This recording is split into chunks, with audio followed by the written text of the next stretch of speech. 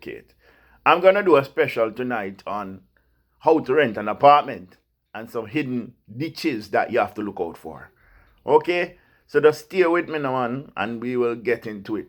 But what I want you to do for me is just like and subscribe to this channel. Because we are going into this series and I don't want you to miss a thing. It is that important. So the first thing you need to know about for this renting of apartment is credit history. What really is my credit history? Because apartment operators are going to run your credit. If you have a credit, and coming from overseas, it's almost impossible. Now, your credit history will basically be how you pay back your credit. I mean, things that you take out and hire purchase, how you pay your monthly bills, if you're late in payment, if you don't pay it back, how you manage your bill payment. Because they need to know that they are getting a good tenant, and this is an indicator to them that you are a good person. So they're gonna ask you for that. And for to get a good credit here, to get a credit here, you need a credit card and you're gonna need a social security number. And coming from overseas, you probably won't have that yet before you reach. So my advice is get a parent, a family friend, or a relative or a sibling to sign the documents for you. Someone that you know is credible, because they are the ones who are going to have to take on this responsibility that you should pay them or pay the monthly fees. So you want to be very considerate and think about who you're going to ask to do this, right? The next thing that you're going to need to think about is, how much should I pay? This will depend on the size, the location, and the utilities, and also processing fees and so forth. Because some apartments include utilities, while some doesn't. So you're gonna ask the operators, what will my monthly fee entail? And you also want to dig a little deeper and find out from them. So what does a regular person who are the same size apartment like me pay for monthly fees and monthly charges? Light bill, water bill, cable, and so forth. You're gonna have to think about all of those things. And another thing that you will get hit with is renter's insurance. This is insurance that covers the apartment itself. You're gonna have to pay that, so you're gonna have to be thinking about that as you do your budget. Next thing that we're gonna go into now are the hidden ditches that really, it only comes from experience. Why I'm telling you this. It only comes from experience. So the first thing that you're going to look for, if you want a stable apartment, one that you don't hear a lot of noise and crunches over your head, and everyone hears your business, no privacy.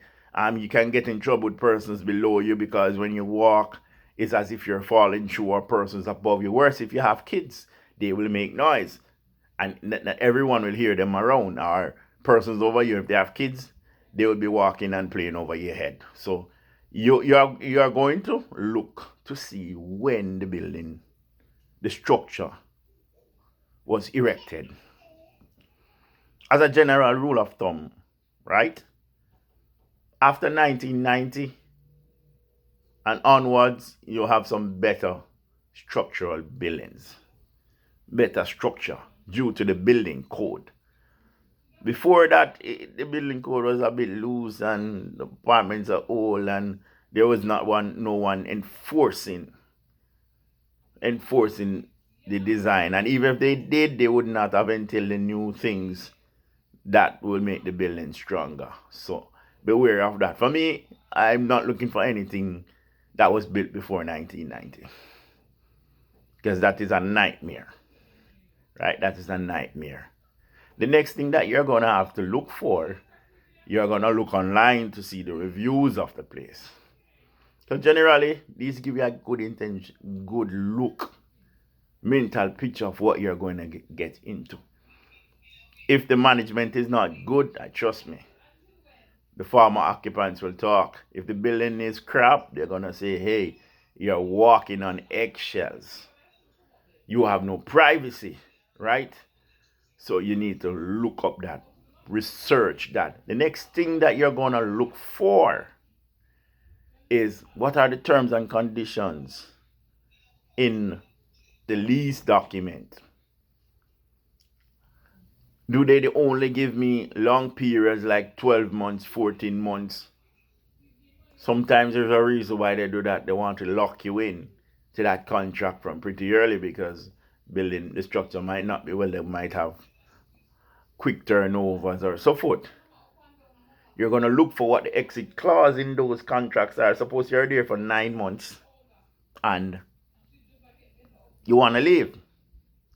Would I need to pay an exorbitant amount of money? Because I've seen that.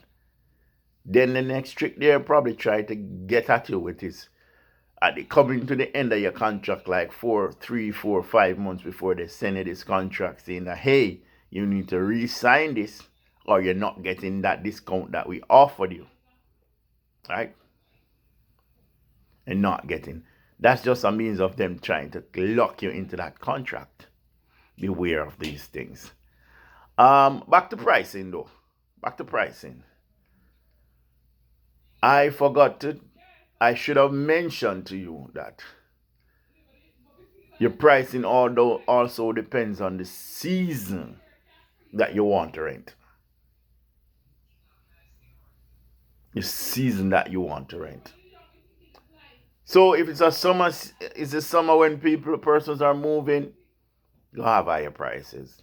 If it's the winter when persons are not really moving, probably less. If they have it's more than likely less.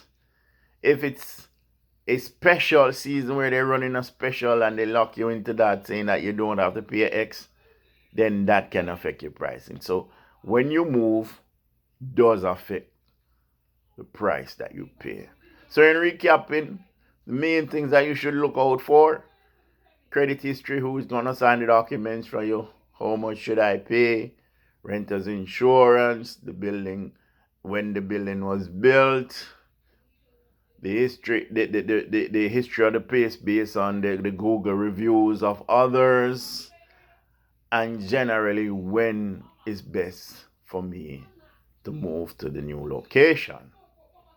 And with that said, you have been listening to Livity and Upliftment, where we give you all things probable and all things possible. Be blessed and be strong, and click like and subscribe to this video because I want to keep you in the know when I'm giving you these things, because these things are vital to your success. So be blessed and have a good night.